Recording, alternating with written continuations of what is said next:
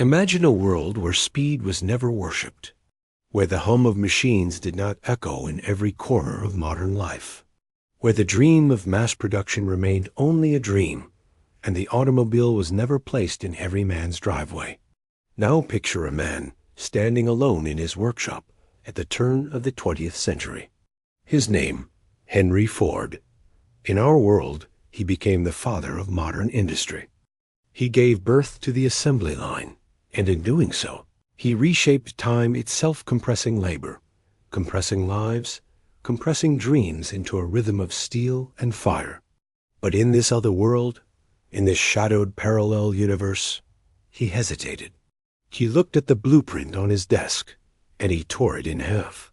The question we must confront is haunting. What if Henry Ford had never created the assembly line? Henry Ford was born in 1863 in the rural heart of Michigan. He was not a man of privilege, but of restlessness. His fascination with machines began early, with watches, gears, and engines. In our reality, this obsession grew into the Model T, into factories that pulsed like mechanical hearts, into a company that altered the course of humanity. Ford's line of moving production made cars affordable to the masses. It transformed America, and later, the entire globe. But in this other universe, the trajectory of his genius bends differently. He is still the same man-stubborn, visionary, flawed, but one pivotal choice shifts everything. It begins in 1908. The Model T has just been released, and orders are flooding in. Demand is overwhelming. The world wants cars faster and cheaper. Ford sketches a radical idea, an assembly line where each worker repeats one motion endlessly, the car moving down the line like cattle on rails. Efficiency multiplied by 10, costs slashed, speed unmatched. Yet in this moment, something deep inside him resists. Perhaps it is the voice of exhaustion. Perhaps it is fear. Perhaps it is compassion. Ford imagines men stripped of their humanity, chained to a single repetitive task until their minds are hollow. He remembers his own days as a machinist, the weight of monotony.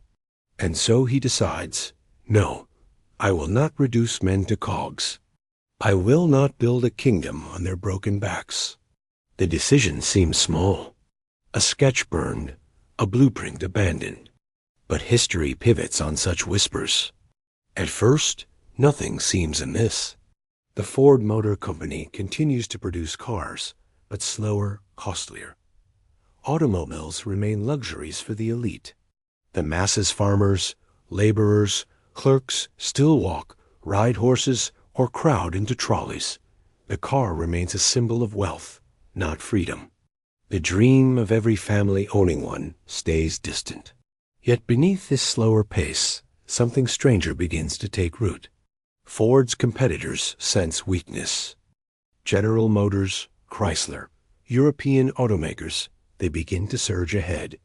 Without the assembly line, Ford's advantage withers. By 1915, instead of being the undisputed giant of industry, Ford is merely one more company in the struggle for relevance. Still, Henry Ford does not see himself as defeated. He begins to pour his energy into something else. If he cannot dominate through speed, he will dominate through craft. Ford cars become artisanal, celebrated for durability, beauty, and hand-built precision. They are not machines for everyone. They are objects for the few. The Ford name becomes a mark of prestige, like Rolls-Royce. The empire of quantity never comes. The empire of exclusivity takes its place. But every choice casts a shadow. Without mass production, the industrial revolution of the early 20th century unfolds differently. The ripple effects stretch across decades. Workers in Detroit are spared the dehumanizing rhythm of the moving line, but they are also denied the higher wages Ford once offered. The promise of $5 a day, so revolutionary in our world, never materializes. Entire neighborhoods remain trapped in poverty. Meanwhile, the world itself slows down. Automobiles are fewer, roads less developed. Suburbs never sprawl so far into the countryside. Cities remain denser, public transit stronger. Oil does not flood every artery of daily life as quickly. The roar of engines does not define the century so absolutely. At first glance, this seems almost idyllic. Less pollution, fewer endless highways, more people walking streets alive with commerce. But history is never so kind. The lack of scale in American industry weakens the nation's dominance. When World War I erupts, the United States struggles to produce weapons and vehicles at pace with Europe. Without Ford's assembly line as blueprint, military factories crawl. Battles drag longer. Casualties rise. Ford watches from Michigan as the world bleeds, knowing that perhaps his discarded idea could have shortened the suffering. The guilt gnaws at him. And yet, in this alternate ascent, Henry Ford is still admired. He is not the father of mass production, but the patron saint of quality. He is seen as the man who resisted the machine age, who refused to turn men into robots. Intellectuals praise him. Philosophers cite him as proof that industry could be ethical. His factories are smaller, calmer, cleaner. His name carries dignity rather than dominance. But this admiration feeds a different kind of pride. Without the intoxicating wealth of the assembly line era, Ford becomes obsessed with legacy instead. He funds schools, creates think tanks, surrounds himself with dreamers who tell him he is not just a businessman, but a prophet. And slowly, as always happens when men believe they have outwitted destiny, arrogance poisons the well. The cracks begin in the 1920s. Competitors embrace scaled-up factories, even without Ford's vision. European engineers refine production systems in their own way. Japanese automakers rise with collective discipline. General Motors introduces yearly model changes, seducing buyers with novelty, something Ford disdains. His company stagnates, frozen in his obsession with perfection. The cars are immaculate, but unaffordable to most. His rivals outpace him. Henry Ford becomes a man watching his empire shrink. He paces the floor of his office, staring at maps, production charts, financial reports that bleed red. He remembers the sketch he once destroyed, the assembly line that could have saved him. In the silence of his office, he whispers, "Did I mistake mercy for weakness? Did I doom myself? Did I doom America?" His life enters its dark spiral. As the Great Depression looms, Ford's empire falters further. In our world, his assembly lines provided jobs even in hard times. In this world, his factories employ fewer men, producing fewer cars at higher cost. The working class, hungry for opportunity, does not see him as their champion, but as another distant industrialist who builds toys for the wealthy. Strikes erupt outside his plants. Workers demand not dignity, but simply work. The once praised philosopher King becomes a target of resentment. Newspapers mock him as outdated, stubborn, blind. He, who once might have been the hero of industry, is now cast as its relic. The hand-built Model T that might have transformed history into a poem of efficiency is never born in scale. Instead, Ford is remembered as the man who hesitated and lost. And the world itself twists in darker ways. Without the culture of mass production, consumerism grows slower but sharper. Products remain luxuries, deepening the divide between rich and poor.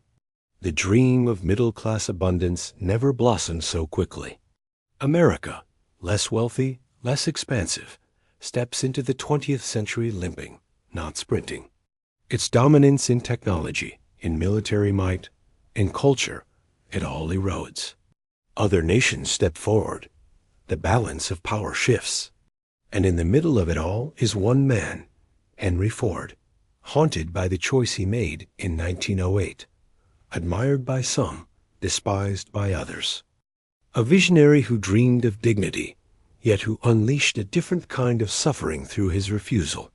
Now, picture him in his later years. It is the 1940s.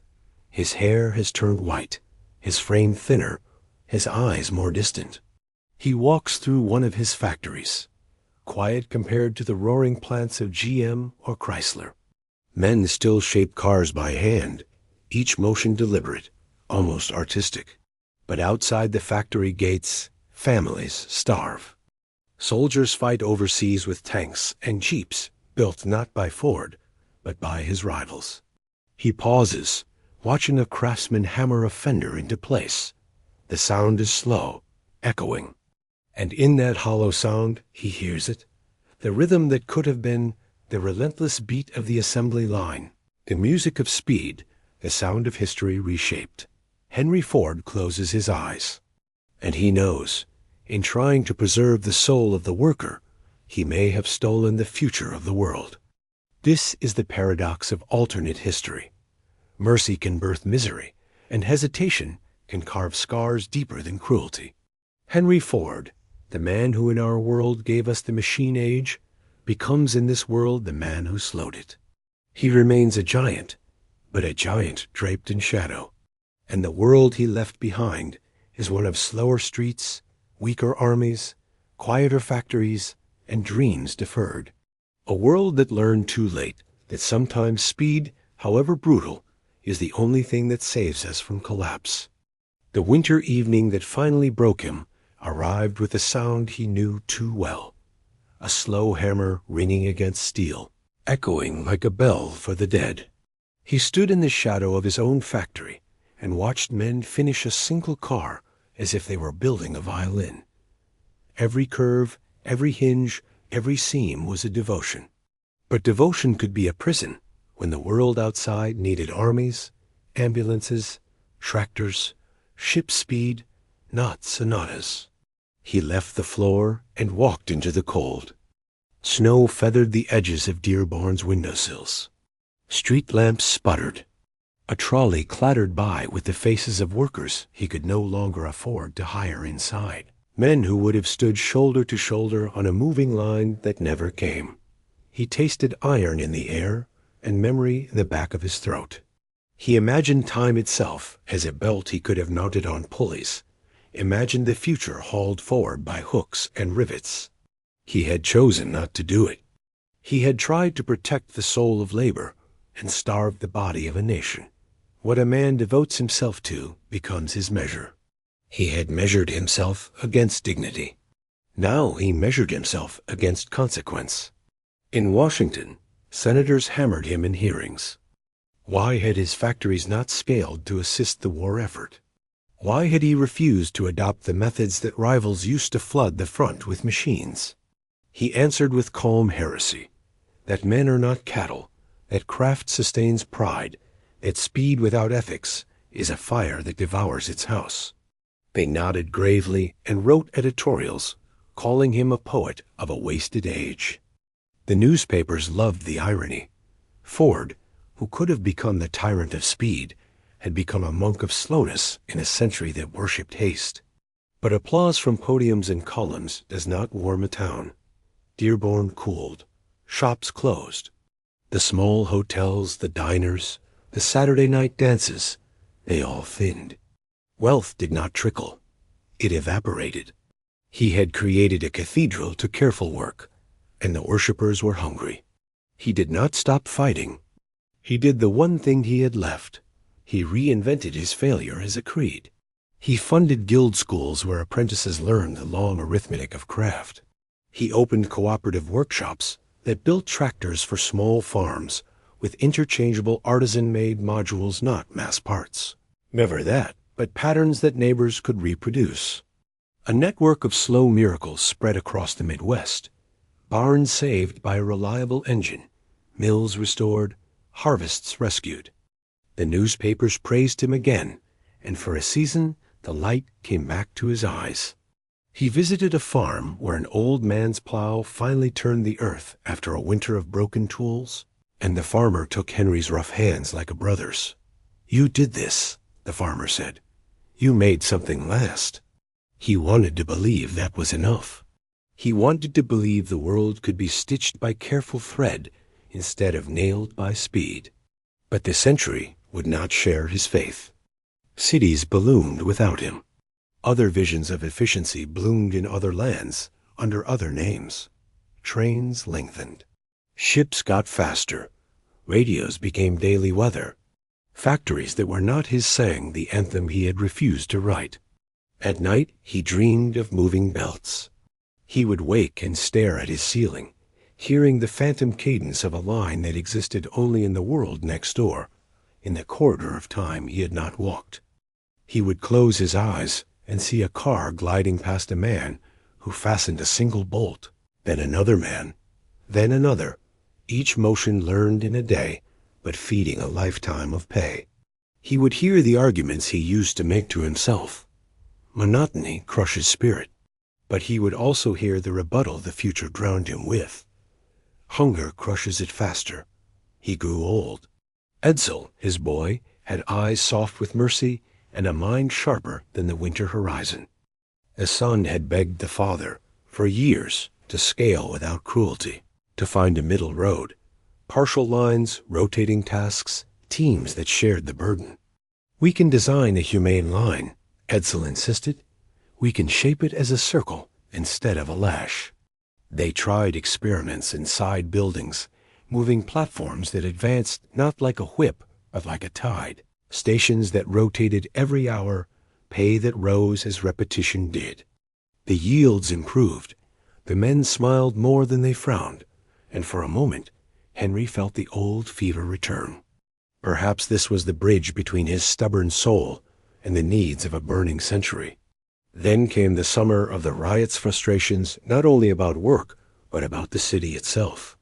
Wages, rents, color, veterans, widows, lines outside relief offices. Everything boiled. A brick through glass. A chant that braided dozens of Angers into one. The experiment stopped. The bridge burned. When fires rise, nuance is kindling. He watched the smoke column and told himself that a line, even a gentle one, would only feed the blaze. He shut the test building down.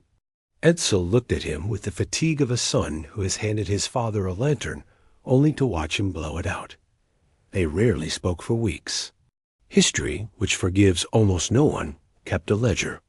In the universities they debated him as if he were a philosophy course. Virtue against velocity, deontology against destiny. In working man's bars, they cursed him. In certain salons, they adored him. A biographer wrote of him as a tragic saint. Another wrote of him as a cowardly king. He sent neither author an answer. He spoke less each year. His face became a map of quiet chambers. By the time he approached the edge of his life, he could measure the alternate century his refusal had authored. Detroit was not the empire it might have been. 1,000 small towns had not grown into 100 sprawling suburbs. Oil men were rich, but not mythic. Highways existed, but they threaded the country faintly, like careful scars. There were fewer cars per family, fewer families with the restless migration of driveways. Trains carried more people than they would have otherwise. Cities were denser, louder with footfalls and streetcar bells. There were fewer traffic deaths, fewer lungs blackened by exhaust. But there was also a quiet poverty stretched thin across regions where factories might have bloomed. A scarcity of the kind that does not shout, the kind that simply erases choices. The last time he walked his plant, he paused by a young worker who was planing a door. The wood gave itself to the blade with the intimate hush of obedience. The young man's shoulders were a landscape of endurance. Henry asked his name. A boy answered with the deference of someone taught to lower his voice near bosses. Henry watched him fit the door to the frame and knew the truth that had harbored inside him for decades and refused to speak. The nobility of a single perfect door does not shelter a neighborhood. Pride is not bread. Meaning is not warmth. "Sir," the boy asked, "is something wrong with the fit?" "No," Henry said, and felt the weight of a century in the syllable. "It's beautiful." He went home to the farmhouse that still smelled, in certain corners, of his childhood. He sat at his desk and pulled a ledger from the drawer, not of finances, Those were the company's concern now, but of conjectures. He wrote, in careful hand, the questions he had dodged. If I had chosen speed, would men have died differently, and in what numbers? If I had chosen speed, would men have lived differently, and in what numbers? What is a soul worth measured against a payroll? What is dignity worth measured against a bridge built, a soldier saved, a mother fed? He kept the ledger open for a week. He wrote a dozen more questions. He answered none. The world went on without his verdict. New magnates, some gentler than the ones he had feared, some worse, took the throne of production. They found ways to make monotony less ruinous, or to shovel it deeper underground where the papers wouldn't look. Later, nations he had never visited would weld his abandoned idea to a discipline he would have admired and feared.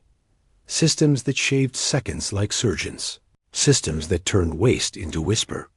They would succeed, and the world would praise their balance of flow and respect and forget. For a while, that balance is not an end, but a negotiation postponed. He lived long enough to see one more outcome no editorial had predicted.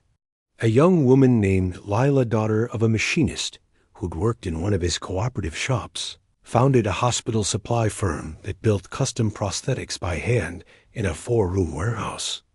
She met him once at a county fair, after her father bowed and begged for a picture. She didn't bow. She looked him in the eyes with the exact seriousness he had once reserved for engines. "Your way is slow," she told him, "but it made my father a teacher instead of a bowl-turner." She tapped the prosthetic leg she had designed for a boy who'd lost his limb in a farm accident. Some things should be slow. He nodded. He wanted, desperately, to believe that she was the proof of his choice. He wanted to hang his soul upon her sentence, like a coat on a hook. But he knew that even this proof carried its counterproof. A mass system might have prevented the accident by building safer machines, or delivered standardized prosthetics to 100 boys instead of one. Every mercy could be reversed to reveal its twin. He began to wander his town as if it were a museum of hypotheticals. The street with a single crisp sedan parked outside a barber. The trolley full of girls in Sunday hats. A mill with its careful belts. The narrow road out of town that refused to become a highway. He felt both grief and awe. The century had not been the one he knew from the other corridor, the one where his line ate up the horizon, but it had been no less human in its contradictions. He had helped write it by what he refused to do. He had to carry that. He would not be forgiven by the side of history that preferred numbers to parables, or by the side that preferred parables to bread. He would not be forgiven, and he deserved that. When he finally became ill, the city held its breath as if its clocks had reached the end of their wind. The newspapers ran obituaries already outlined years before. Henry Ford, the artisan king. Henry Ford, the betrayer of the modern. Henry Ford, the engineer of mercy. Henry Ford, the enemy of plenty.